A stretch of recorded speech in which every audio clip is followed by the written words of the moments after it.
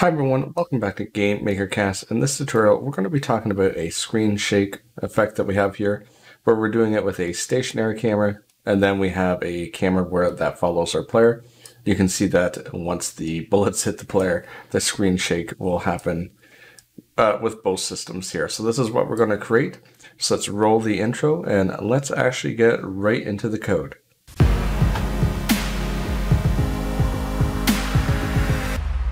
So in here I have a blank project. If I were to run this, you can see that we kind of have the same setup here. However, we don't have any screen shake happening at all. So let's just go over the setup that we have. In the stationary room, I have a object, which is going to be my camera still. And then I have the object hero. The one thing I do want to point out is underneath viewports, we have enabled the viewport and we're clearing the background for when the camera moves around. For viewport 0, I just have it set to visible, and I left all the settings the same here, and that's just so we have access to this specific camera. So we'll close this, and let's open up the camera still, because that's what we're going to be working with. In the camera still, we have a create event, which you can see is nothing in it, a step event, and then the global left down, which all this does is create the bullets randomly for us. In the create event, we're going to have to create a couple different variables here. What we're going to need is we need to get the current camera, which is going to be our viewport 0. So let's just store it in a variable called cam, or we can actually say camera. We want the view camera and we want the 0, 1. So this refers to, once again, if we go to our room, it's going to refer to the viewport 0 here. So once we have the camera, we need to figure out where the position is for the camera. So we say camera position x equals camera get view x. And then we'll pass in the camera variable. We'll do the same for the y position. Obviously, just changing the x to y. And now what we need to do is make a couple different variables when we are shaking the camera. I'll start off with a variable to tell me if the camera is shaking, and I'll set that one to false. Then we need the shake amount, and I'm going to set this to 10, and then the shake time, we'll say shake timer equals 3. Now that we have these variables, let's switch over to the step event. In the step event, we don't have anything here, but we need to say if the camera is shaking or not, then we want to add a couple different position variables, let's say. So we'll say if is shaking. So if shaking is true, otherwise it's false. So if we are shaking, we need to get the current camera position. So we did this already right here. So let's just copy these two lines and we're going to change it a little bit here. So instead of camera position X, we'll just say VAR XX and VAR YY. So what they're going to do is they're going to actually say, okay, get the current camera position X and Y. And then what we want to do is add a random range.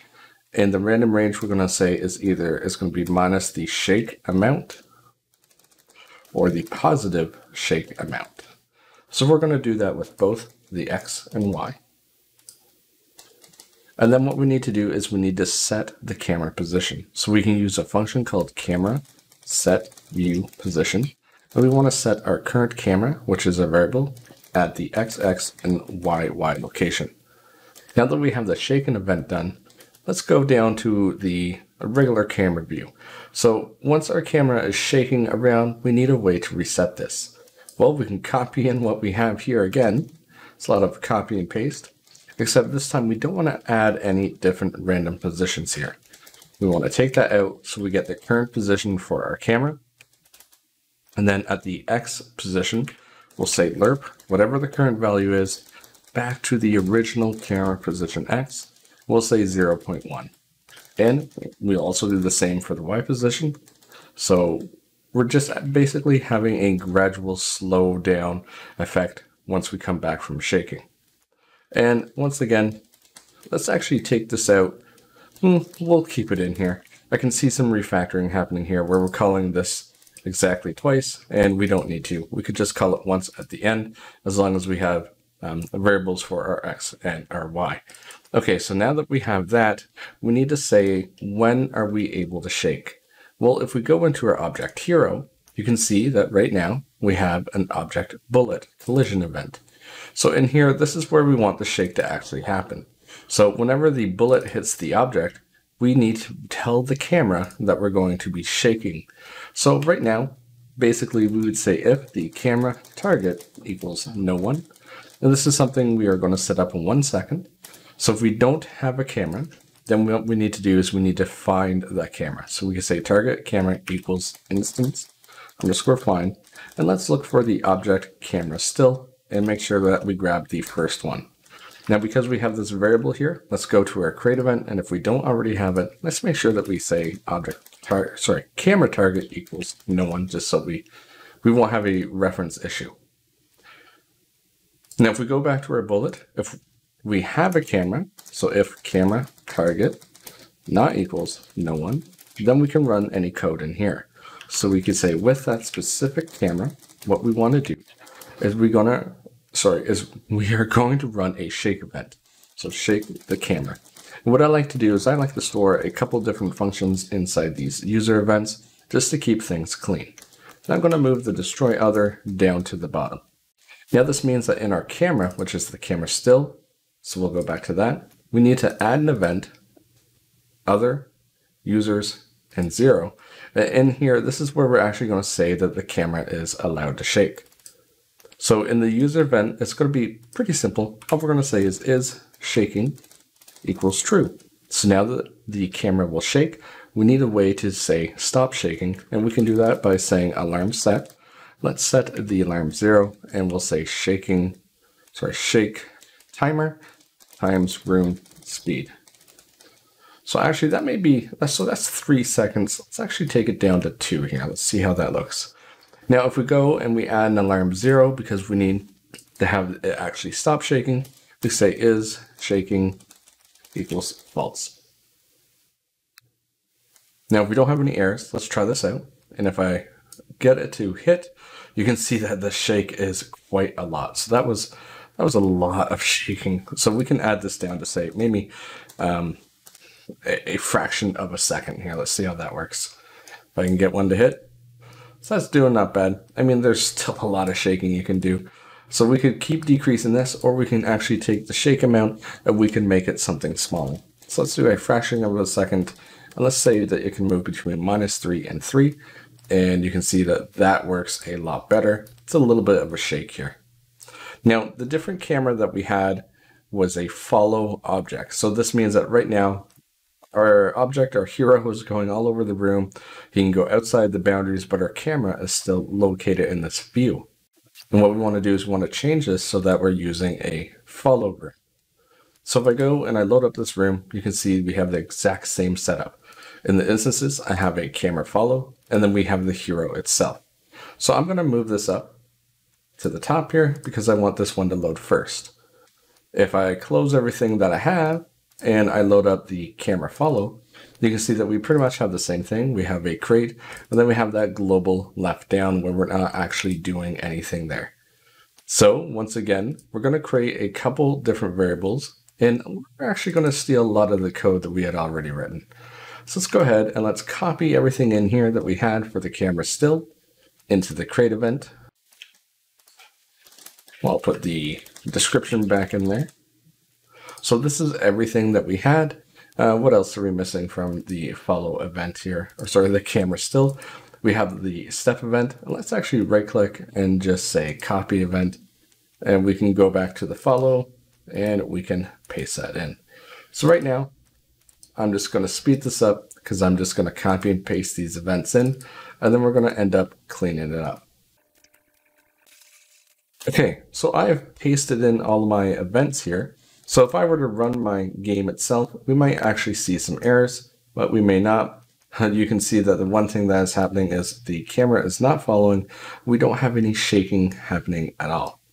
So we need to do a couple things. Because we're using a different object, we need to go to the object hero and change the camera object that we're finding. Instead of still, we need to say that we're using the follow object here. Now, if we were to do this, let's see what our screen shake looks like. Now, when our bullets hit it, you can see that we have the screen shake again. However, our camera is still not following that player. So what we need to do is add a couple different variables in our create event for the camera follow. So I'm going to load this back up, make sure I close everything else. Underneath the shake time, I want a target and I want to set that one to no one. Now I need a way to say, okay, in the actual event, we're going to find the hero object and we're going to set it to that hero object. So I'm going to create a new user event. I'm just going to say user event 10, and I'm going to say the target equals instance underscore find object hero, and we want the first one. A lot of the reasons also why I use these user events here is because they get loaded after the create event.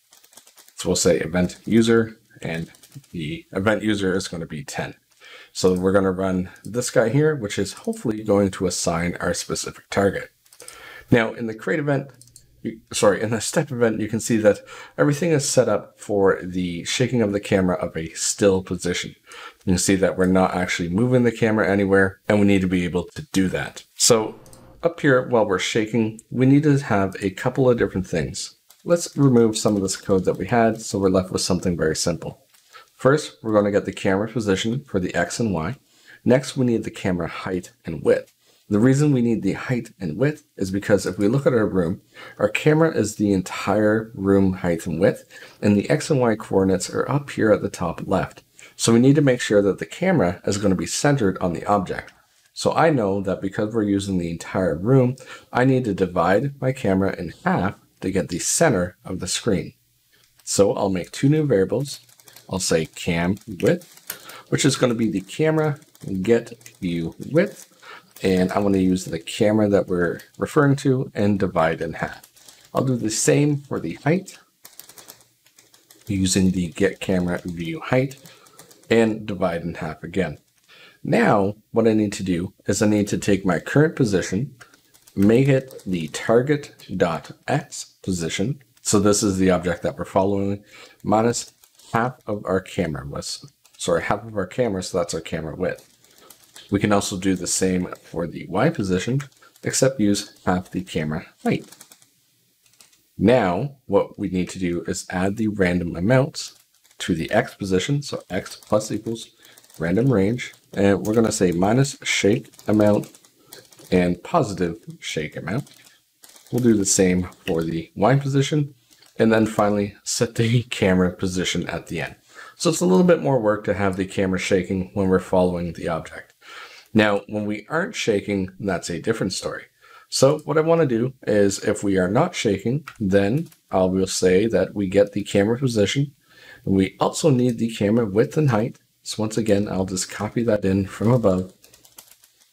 Once we have the camera width and height, what I want to do is set the target. So our X position equals target.x minus cam underscore width.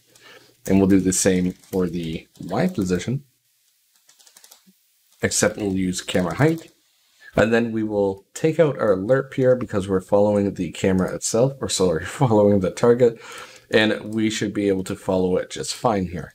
Now, I think this might be all we need, so let's give it a run and let's see what happens. Let's see if we're actually following our player. You can see that we are. Okay, so let's add some bullets in here, and you can see that now, whenever we get hit, we are actually using the shake event here. Hi everyone, thanks for sticking with the video so far. I decided to include Cryofall as the next free game I'm giving away. Type the URL in below in order to grab it, and again, first come, first serve. I hope you enjoy it. So just to summarize everything, we have our object hero, which is basically telling our camera, whatever camera we use, that we need to run event 0, so the user event 0.